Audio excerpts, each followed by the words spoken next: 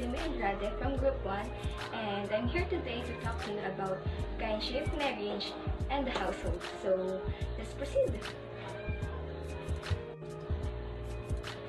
First, let's talk about kinship by blood. Just to give you an idea, kinship was considered as universally accepted basic bond that binds people together. So, kinship by blood is present as a relationship formed with people by blood.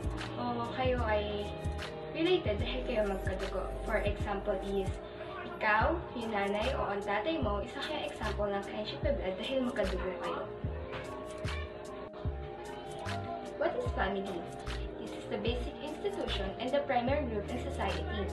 Murdoch defines a family as a group made up of individuals with common characteristics that are also present in each family. O binubuo ng at least dalawang matanda na magkaiba ang kasarian.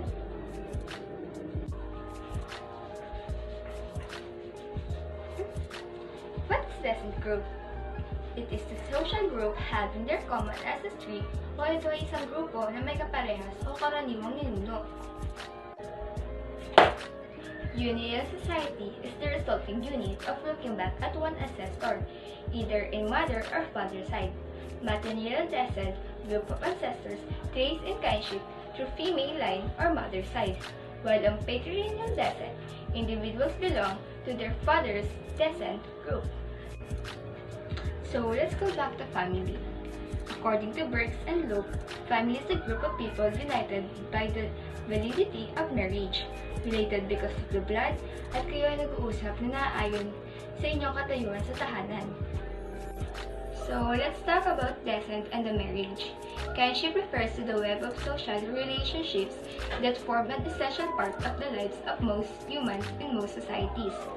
Descent defines how or where is the person's origin or person's family background and nationality through tracking their kinship and descent.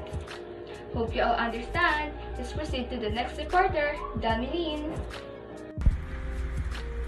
Thank you, Andrade. The next topic is about marriage. Marriage is an important instrumental element of the family. It is the cultural mechanism that ensures its continuity. Pagkakaintindi, ang kasal ay isang mahalagang instrumental elements ng pamilya, kung saan ito ang kultural mechanism na magsisiguro ay patuloy. Next is the form of marriage. Monogamy allows or permits a man to take only one spouse at a time. It has advantage in the emotional tension. It most likely practices by Catholic people. Based po sa aking pagkakaintindi, isang babae lang ang pwedeng pakasalan at maging asawa ng lalaki at madalas naniniwala o sumusunod dito ang mga Katoliko. However, polygamy is a form of plural marriage and can assume three forms. These are polygamy, polyandry, and group marriage. Polygamy is the marriage of one man to two or more women at the same time. It is practiced by Muslims. Based po sa aking pagkakaintindi, dalawa o higit pa ang pwedeng pakasalan at maging asawa ng lalaki. Kadalasan ito ay makikita o nagaganap sa mga Muslim. Last, polyandry is the marriage of a woman to two or more men at the same time. Anthropologists have discounted the extent of such marriage.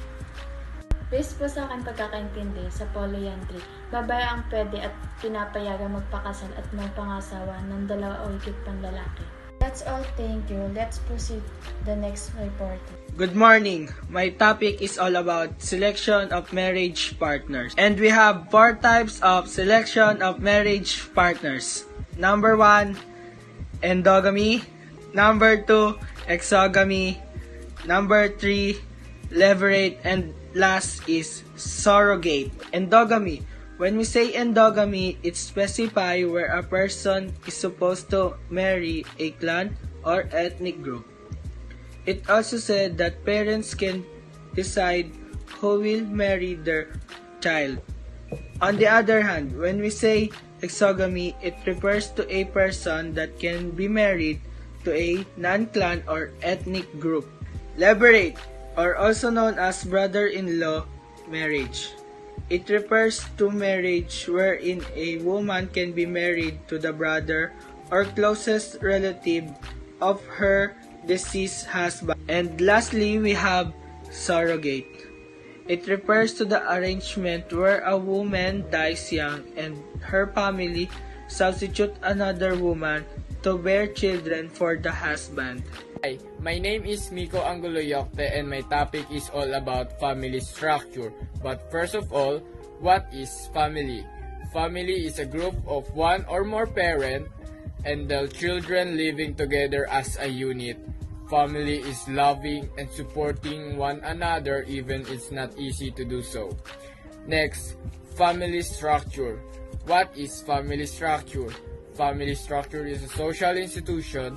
The family consists of social structure providing a more or less stable framework for the performance of reciprocal roles and a certain function to make the relationship lasting. Family structure means is describe the members of household who are linked by marriage or bloodline and distinct references to at least one residing in the home under of age 18. Next topic is based on internal organizational membership. Family may be classified as nuclear and extended family.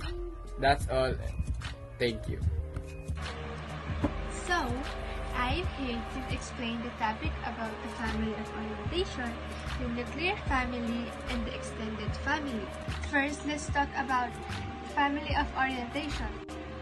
Family of orientation is a family into which one is born and where one is reared or socialized. This family of orientation refers to the family itself, in which a person or an individual is born or raised. This generally includes a father, a mother, sister, and a brother. The second one that we will talk about is the nuclear family. What is nuclear family? The nuclear family is the smallest unit that is responsible for the preservation of the value system of the society. Nuclear family is also called as conjugal family or elementary family. It is said that the nuclear family is a universal social institution that is found in a society. It is a common kind of family that we see in the society. Nuclear family consists of two parents that live together with their children. By the word itself extended, this is the extension of a nuclear family that unites them into a larger family group. It is composed of two or more nuclear families economically or socially related to each other.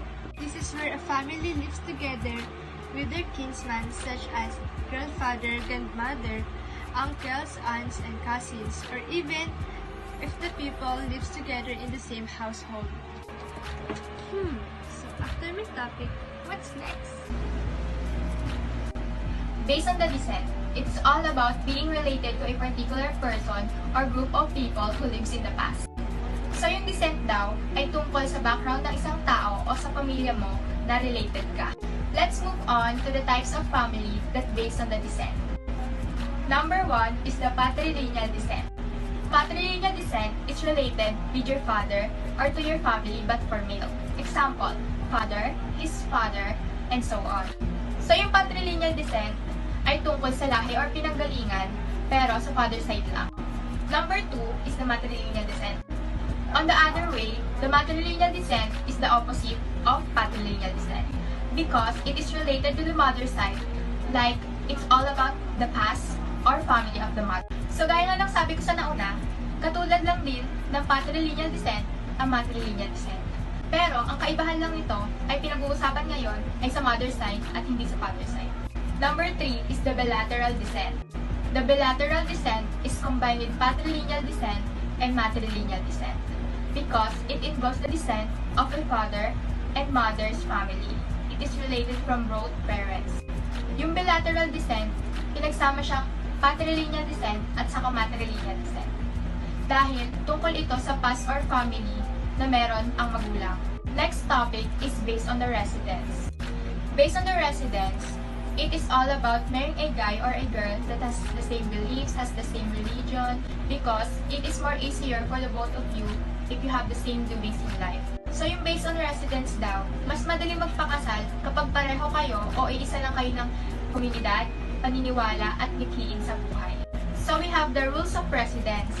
Number 1 is the patrilocal residence. Patrilocal residence, it's all about married life and the community you have with the parents of your husband. Yung patrilocal residence ay tungkol sa dalawang bagong kasal na isa-settle kung saan sila maninirahan. Pero dahil patrilocal na ito, dun sila sa mga magulang ng lalaki. Matrilocal residence is the opposite of patrilocal residence. It's all about the newly married, choose the community to live near the parents of the wife. So yun nga, yung dalawang bagong kasal, isa-settle nila ito, dun sila maninirahan sa parents ng wife niya. Number 3 is the bilocal residence. The bilocal residence is all about the newly married can choose where they can stay. It's either wife's parents or the husband's parents. But depends on the more factor, like more of the healthy living, I guess. So yung bilocal residence, ito yung mamimili yung dalawang bagong kasal o newly married kung saan sila mag-i-stay. Pero depende pa rin yon kung saan mas maayos ang status dun sa dalawang pamilya. Number 4 is the new local residence. The newly married couple can live apart, either parents or relatives. So yung new local residence daw ay hindi mag-i-stay yung bagong kasal o yung newly married sa kanya-kanya nilang magulang or sa kahit anumang relatives nila. So parang magiging independent sila na kaya nila mamuhay ng sila. Number 5 is the avunculocal residences. The newly married will live with the husband's mother's brother. Di naman madalas nangyayari to, pero ito nga avunculocal residences ay tungkol sa dalawang taong kinasal at mas pinili nilang manirahan sa kapatid na magulang nila kaysa sa kanya-kanya nilang mga magulang. The patriarchal family is one in which the authority is vested in the eldest male of the family, often the father, based po dun sa pagkakaintindi ko po about sa authority. Sa pamilyang patriarchal po, yung isa po sa mga otoridad, binibigay daw po nila sa pinakamatandang lalaki po sa pamilya. It means po sa iisang tao lang po. The male speaks for the familiar group with regard to property of relationship, legal obligation, and criminal offenses. Ang nagkasalita daw po sa pamilyang grupo, which is yung lalaki po sa pamilya, hinggil daw po sa legal na obligasyon at criminal na pagkakasala po. Double standards of morality exist. Meron daw pong dobleng pamantayan ang moralidad. This type of family is further characterized by family solidarity and ancestors worship. Yung mga ganito daw pong uri ng pamilya ay may pagkakaisa bilang isang pamilya at pagsamba ng mga ito sa kanila pong mga ninuno. The matriarchal family is one in which authority is vested in the mother or the mother kin. So yung matriarchal family po is kabaliktaran nung sa pamilyang patriarchal dahil po sa pamilyang ito ang otoridad po ay pinagkaloob naman po sa ina o sa ina po ng kamag-anak. The egalitarian family is one in which both the husband and the wife exercise more or less equal amount or degree of authority. So dito po naman po, pamilyang egalitarian daw po ay ang mag-asawa daw po ay nagamit ng higit o mas bababa na halaga o antas po ng otoridad.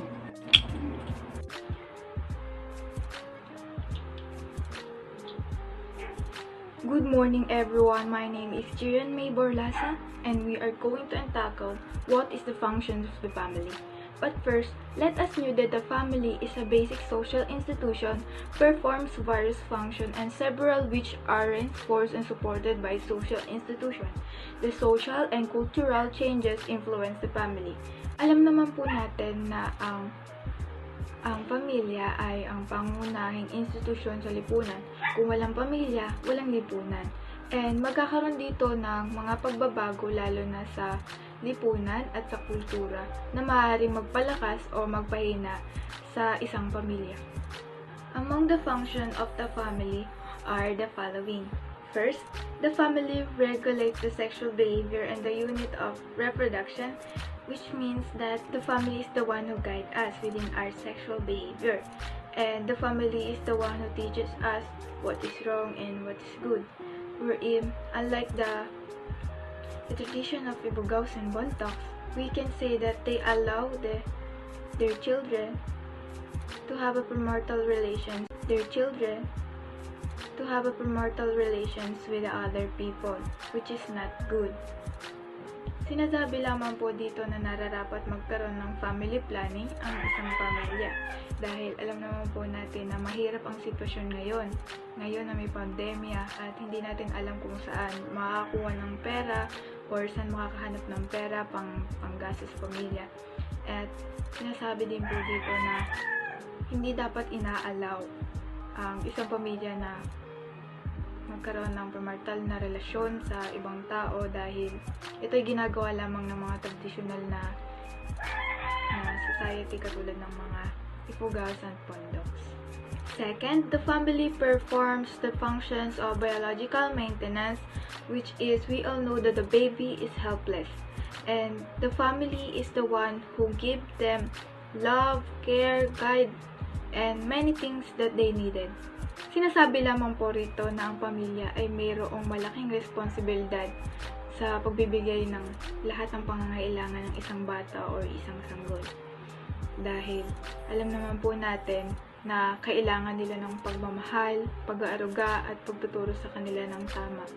Third, the family is the chief agency in socializing the child, wherein the family is the main reason of the personality of their own child, can be influenced by them or can be their teachings, because the family is the one who will guide us and teach us. If we do good deeds, we will be rewarded. If we do bad deeds, then we will be punished and to never did it again.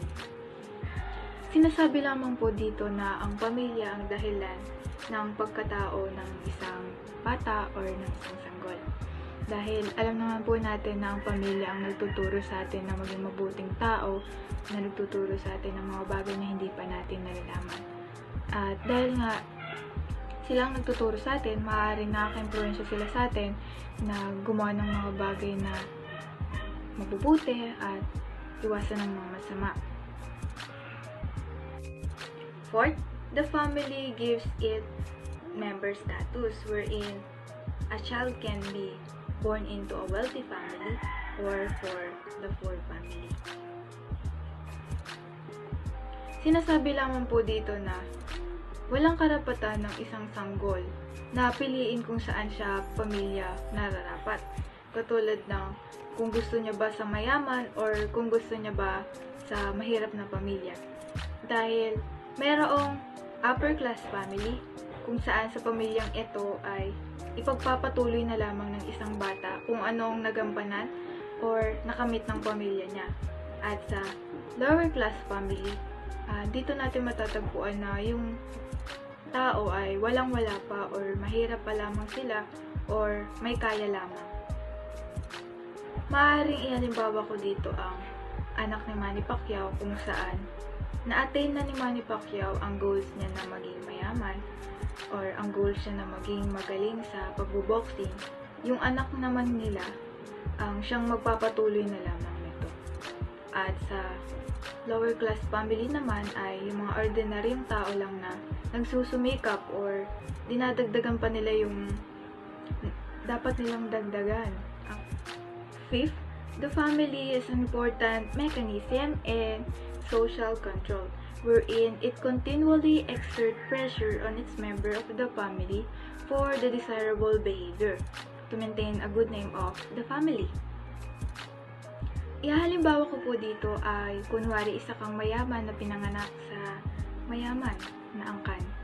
Ibigyan ng pressure ng isang pamilya ang isang anak, hindi lang dahil sa kagustuhan nila na bigyan sila ng pressure, kung saan binibigyan nila ito ng mga ganong bagay dahil gusto nila na magawa ng anak ang tama at maiwasan ng mali.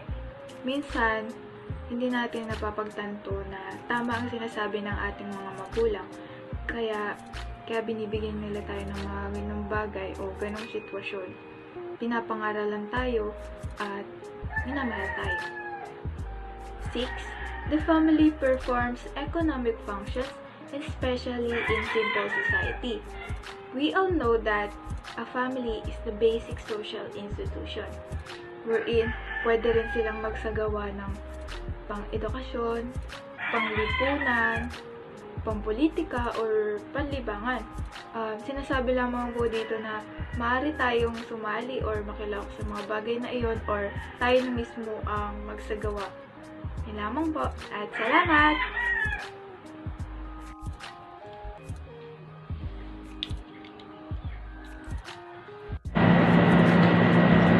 Hi! This time, let's talk about the structural characteristics of the Filipino family. First, it says that the nuclear family, which is composed of a mother, a father, and their children, is the basic unit of our Philippine society. So, sinasabi dito na ang nuclear family na binubuo ng nanay, tatay at ng kanilang mga anak ay ang siyang pinakamaliit na unit ng ating lipunan. Other important relationships are the relationships of siblings, grandchildren, grandparents, and cousins. Sinasabi dito na ang mahalaga pang relasyon ay ang relasyon sa kapatid, sa lolo at lola, sa mga pinsan, at pati na rin sa apo. Filipino Christian families was described as a large family group, including the extended families. Sinasabi dito na ang pamilyang Pilipino na Kristiyano ay sinasabing isang malaking grupo ng pamilya dahil kasama na dito ang mga extended families o yung mga tao o pamilya na nadagdag sa isang partikular na pamilya. There were studies conducted about this topic. Based on the study conducted by Pat, it showed that 21% of the household were extended families. Sinasabi dito na base sa study ni Pat, 21% ng household ay extended families. On the other hand, on the study conducted by Castillo and Pua, it showed that 21% of the household were extended families, while 79% are family of procreation. Sinasabi sa study ni Castillo at Pua, 21% of the household ay extended, 79% naman ay family of procreation o yung pamilya na buo. And based on the results of the studies, the writers ended up with a question as to whether this modified extended family was a transitional stage between the nuclear family and the classical extended family. Base sa mga resulta, nabuo ang isang tanong. Ang modified extended family daw ba o extended family ay ang transitional stage sa pagitan ng nuclear family at classical extended family. Ang classical extended family ay binubuo ng nanay, tatay, mga anak, pati na rin ang lolo at lola. At ang nuclear family naman ay binubuo ng nanay, tatay at mga anak. Nabuo din ng isang tanong na kung ang extended family daw ba ay ang pangatlong family arrangement.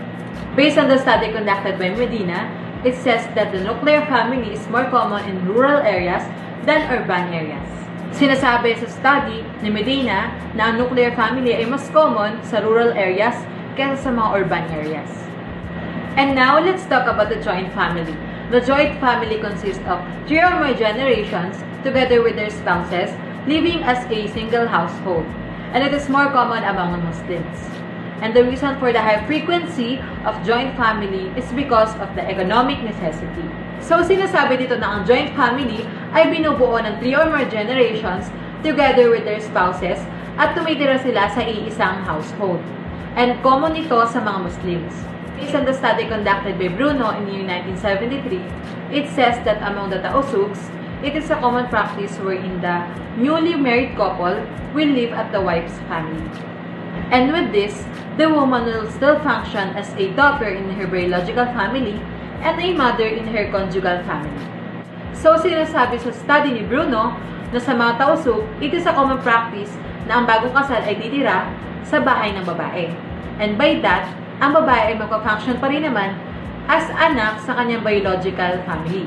At at the same time, magpa-function din siya as mother sa bubuuin niyang pamilya. On the other hand, it also says that a family can be considered as a consanguineal by blood kinship, and it plays an important role in the Filipino family. Ang consanguineal ay binubuo ng nanay, tatay, mga anak, at iba pang mga kamag-anak. At ang blood kinship naman ay ang ugnayan na naaayon sa dugo. Family alliance is extended by compadre or compadrago system, which is formed through baptism, marriage, rituals, and confirmations. Nasabi na ang family alliance ay mas ma-extend pa sa pamamagitan ng compadre at compadrago system o yung tinatawag natin na extended family. At mangyayari lamang ito sa pamamagitan ng bautismo, kasal, konfirmasyon, pati na rin ang mga ritual. Filipino family is said to be patriarchal in authority. The patriarchal term is a factor responsible for family solidarity. Nasabi dito na ang mga pamilyang Pilipino ay mas patriarchal sa authority at ito ay nakakatulong for family solidarity o yung pagkakaroon ng mas malalim pang ugnayan sa mga pamilya. Pag sinabi nating patriarchal, ang meaning nito ay ang mga kalalakihan ang may hawak ng power sa kanilang mga pamilya. Sociologists and anthropologists says that the Filipino family is not patriarchal but egalitarian. And this is what egalitarian means. The father is the breadwinner of the family, while the mother has the domain over the household. They both share in decision making. The mother serves as a treasurer, while the father is expected to give his money to his wife.